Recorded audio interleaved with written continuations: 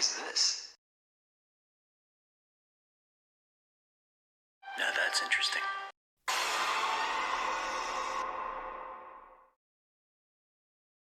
Hello everyone and welcome to YouTube.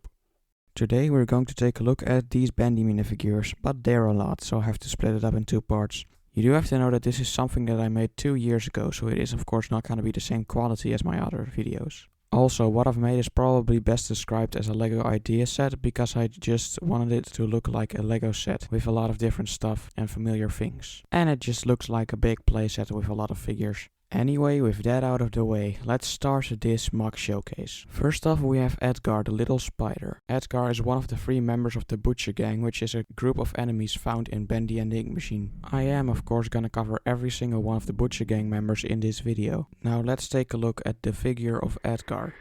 There aren't really a lot of special pieces to him, especially since he is not really important in the game. But one of the special pieces that he has is the head from the Minecraft spider, and there's not so much more to him. As I said, he's only a regular enemy in the game. Maybe he is gonna have a more important role in the next Bendy game, Bendy and the Dark Revival. We don't know yet. This next one is probably one of the worst minifigs I created, but hey, here it is anyway. It's Barley from the Butcher Gang. He's the second member that I created. And he doesn't look so good, and his head isn't even on the top of his body. I based this minifigure on the character as it's seen in game. That's why its head is just kinda dangling from his neck. I just kinda gave him a random item, which in this case is the attacking broom. And that's basically all there is to him as well.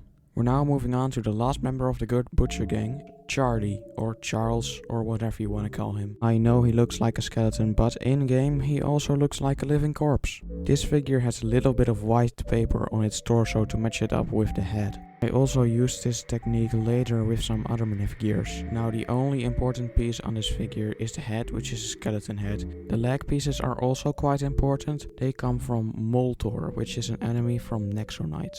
His random weapon is a sword. Now we're getting to the characters that are a bit of higher quality. This time I'm talking about Boris. This quiet wolf helps Henry throughout his journey in chapter 3. Another Boris, also known as Tom, makes an appearance in chapter 5. And because there are 2 important Boris clones in the game, I created a way to differentiate them from one another. What you can do is very simple. You can take off the mechanical arm/hand that Tom uses in chapter 5. That's how you can know if it's Boris or Tom. The torso that I used is one from a Lego City set, and there are a lot of different variations on this one torso. The head here is completely made out of bricks, because you can't really achieve that with normal minifigure heads. And that does it for Boris/Tom. I hope you enjoyed this video. No, it's not done yet. We still have 1 character left to go. And for this occasion we have the Ink Demon, aka Bendy. This is the normal Ink Demon form of our favorite little cartoon, but unfortunately the Ink Demon's a little more terrifying. You can see, again, I used a bit of paper to make it look like the torso is fitting with the character. I also used this technique for the head, because it looks a lot better than a minifigure head. To connect it up, I also used a special piece, which is basically a headband that you use for weapons and such. And if you didn't understand my explanation, here's the exact piece I used. And that is basically everything for this version of the Ink Demon. We will now move on to the last part of this video, which is where I show you the stuff I talked about earlier. As I said earlier, I wanted this mock to feel like a playset, so that's basically what I've done. Let's start off with the first familiar thing, which is Bendy. No, not the Ink Demon, just the cutout cardboard. As you can see, I've used the paper technique again. It works pretty well, and from far you can't even see that it's basically sitting on a Lego piece. The next thing I made is pretty obvious. It's Henry's stable. Most of these are pretty simple. This one's made with a tilted plate and 1x1 regular bricks underneath. You can also see a piece of paper with the Bendy design that Henry made. Next up we have the machine that you use in game to save. Then we have the dreams come true text that you can find in chapter 1 of Bendy and the Ink Machine. And on the back you can find a little devil darling poster which features Bendy.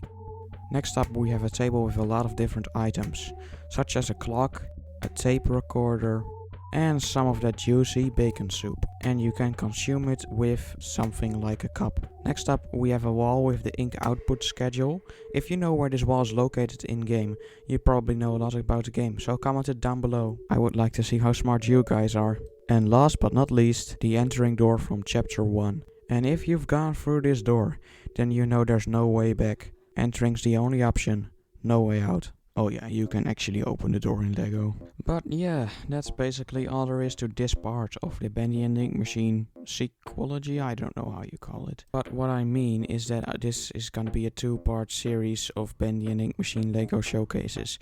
I don't know when I'm gonna make the next one, maybe in a few weeks, but we'll see. And I hope you enjoyed this video, because yes, it's the end. So if you've liked this content, consider subscribing. But for now, bye.